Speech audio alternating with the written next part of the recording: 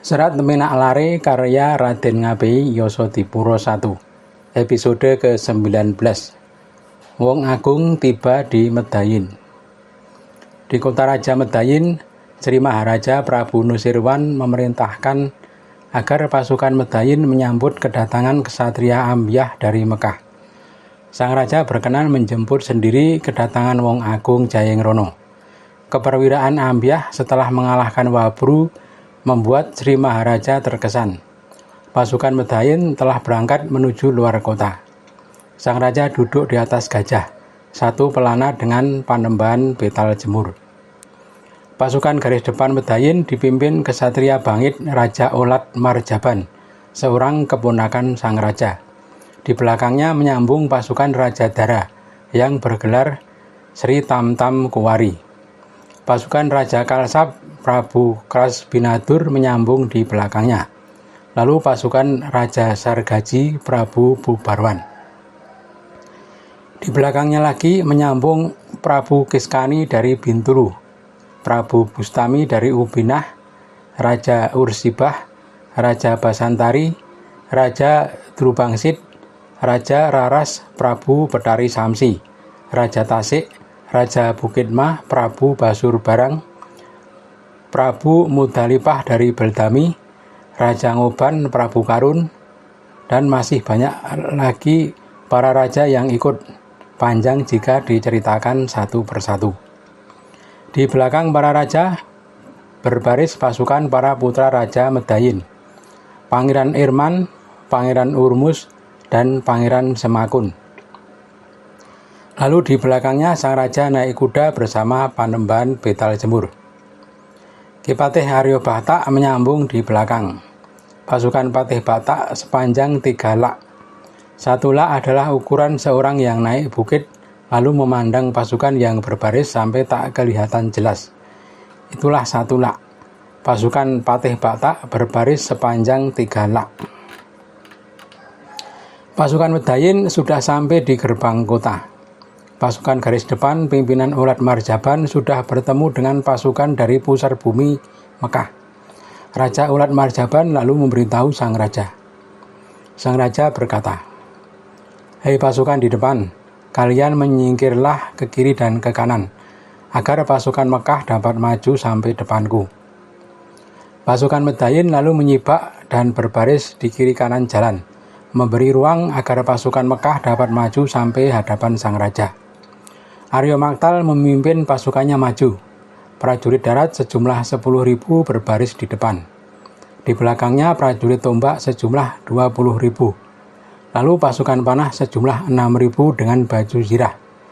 4.000 pasukan berkuda menyambung. Di belakangnya lagi pasukan pedang tamsir sejumlah 10.000. Genap 50.000 pasukan Ngalabani. Setiap kesatuan dipimpin para manggala yang membawa lengkap piranti upacara kebesarannya. Wong Agung Parangtejo Raden Aryo Maktal naik kereta merah bersepuh keemasan. Pakaian para mantri dan prajurit asri dan mewah.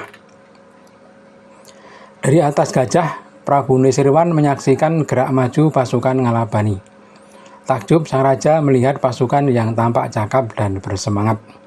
Sang raja berkata, "Bapak, apakah yang berada di dalam kereta itu si Ambyah?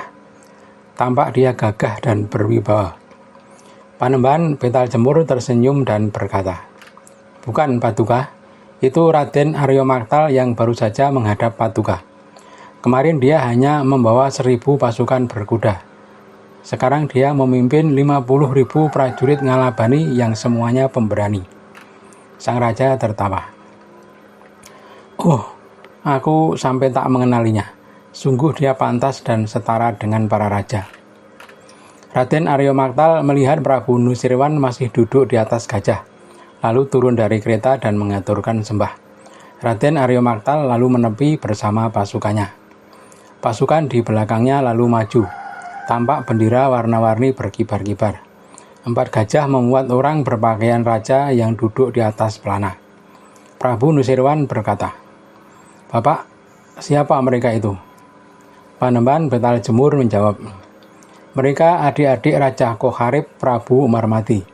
Mereka adalah Raja Jasma, Raja Karma, Raja Baritma, Raja Maliritma, Raja Burni, Raja Baruburni, Raja Ardiman, Raja Ardikapi, Raja Jongmirah, Raja Durdanas, dan Raja Durdanam.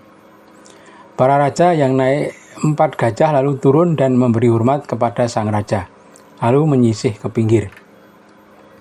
Pasukan di belakangnya lalu maju. Masih diisi pasukan para raja saudara Raja Kohkarib yang jumlahnya semua 40 raja. Lalu di belakangnya seorang raja gendut dan besar. Perutnya buncit seperti orang sakit busung. Sang raja dikelilingi 20 orang yang memanggul sebuah gada besar. Prabu Nusirwan bertanya kepada Panembahan Betal Jemur, "Bapak, siapa raja gendut itu? Para punggawa lain naik gajah, mengapa dia naik kuda? Dia sungguh sembrono."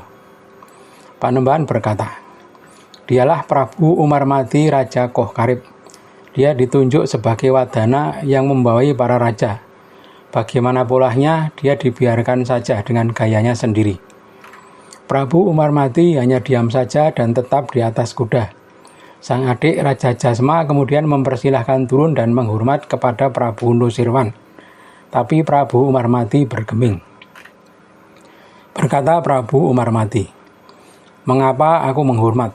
Aku juga raja besar, tidak kalah dengan dia. Diadu 1 lawan 1, aku berani." Raja Jaswa berkata, "Kanda, Paduka jangan bersikukuh. Tak urung Paduka nanti juga menghormat. Tuan kita Wong Agung Jayangrono saja bersedia menghormat kepada Prabu Nusirwan. Tandanya kita semua menghadap ke Medayin. Mengapa Paduka bersikeras?" Prabu Umarmati melotot dan menghardik sang adik. "Sudah, diamlah. Cerewet sekali kau." Raja Jasma mundur sambil cemberut. Tak lama pasukan di belakangnya maju. Semua menuntun kudanya.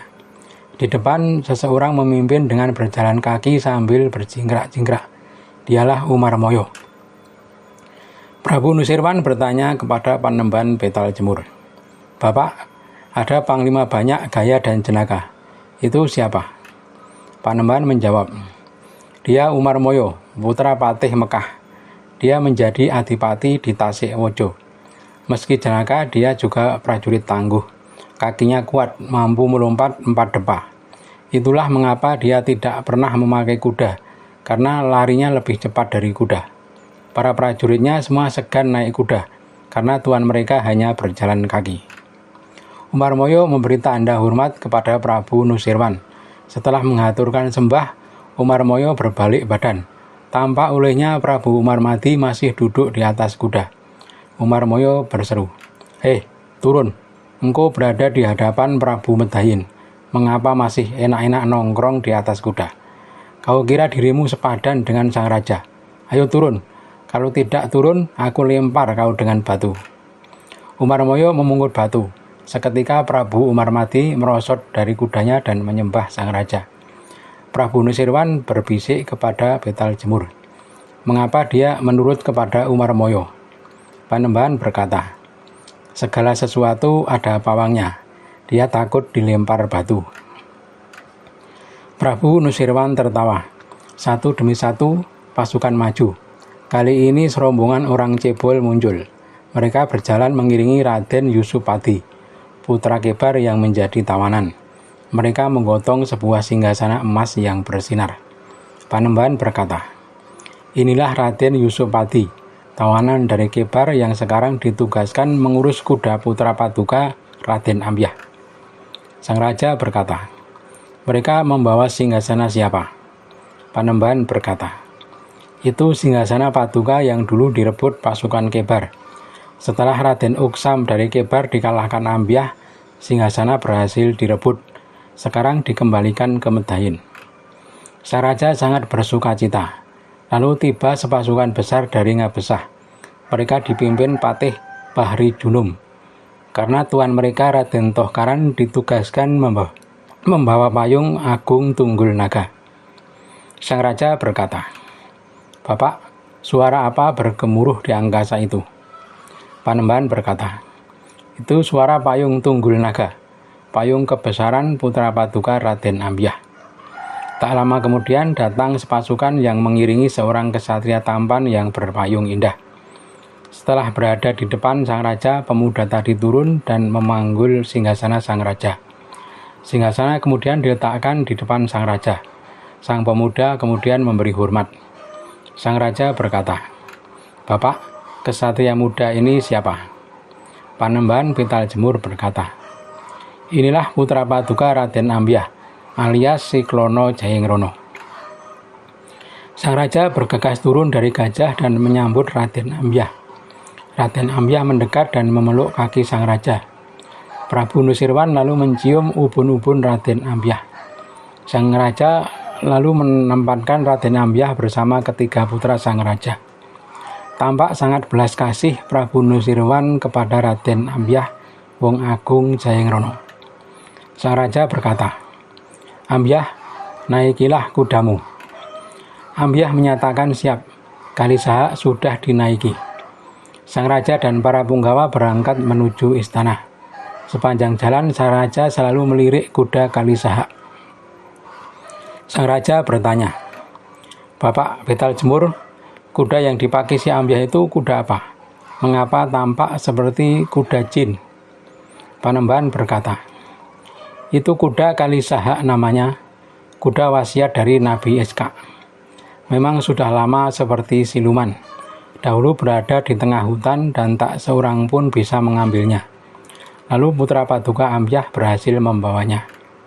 Sang raja sangat heran. Tak henti-henti sang raja membicarakan kuda Kalisahak milik Raden Ambyah. Prabu Karun Raja Ngobam mendengar sang raja mengagumi kuda sang Ambyah, lalu mendekat. Sang Raja Karun juga mempunyai kuda yang bagus. Pernah kuda Raja Karun diminta oleh sang raja, tetapi dia malah menyerahkan hidup matinya. Sangat-sangat dia mengukui si kuda. Sang raja lalu bermaksud membelinya seharga 8.000. Raja Karun tak menyerahkannya. Raja Karun berkata, "Mohon maaf paduka, kuda si Ambyah itu masih kalah dibanding kuda hamba." Sang raja ragu. Raja Karun berkata lagi, "Bila paduka berkenan, hamba ingin diadu balapan melawan dia. Hamba kira dia akan jauh tertinggal. Dia hanya bisa banyak bicara." Sang raja berseru kepada Raden Ambyah, "Hei Ambyah, engkau ditantang adu balap oleh Raja Karun." Sang Klono Jayengrono menyembah, tanda siap melaksanakan segala perintah. "Hamba bersedia, asal yang kalah menyerahkan kudanya," kata Ambyah. Sang raja berkata, "Karun, apa engkau berani?" Raja Karun menyatakan siap, merasa kegirangan, serasa sudah pasti akan mendapat kuda. Panembahan Pital Jemur berkata, "Sebaiknya kita berhenti dulu paduka, kita adu di sini saja." Pasukan berhenti, para prajurit menyisih ke pinggir membuat arena adu balap dadakan di jalan. Kedua kuda sudah bersiap. Setelah aba-aba keduanya melesat. Kalisahak serasa terbang, melayang 2 hasta di atas tangah. Di akhir lintasan, Raja Karun tertinggal 3 lemparan peluru. Umarmoyo segera menyusul. Sekejap mata sudah sampai. Raja Karun diturunkan dari kuda. Kuda Raja Karun diambil begitu saja. Raja Karun celingukan, merasa sangat malu. Oleh Umarmoyo, si kuda diserahkan kepada sang raja. Prabu Nusirwan sangat bersukacita. Seketika turun dari gajah dan naik kuda beriringan dengan Raden Ambyah. Perjalanan rombongan sang raja sudah sampai di kota. Di sepanjang jalan, orang-orang mengagumi kegagahan para prajurit Arab, lebih-lebih kepada Raden Ambyah Jayengrono. Tak ada satupun punggawa Medayin yang serupa dengannya. Pantas jika kelak menjadi raja.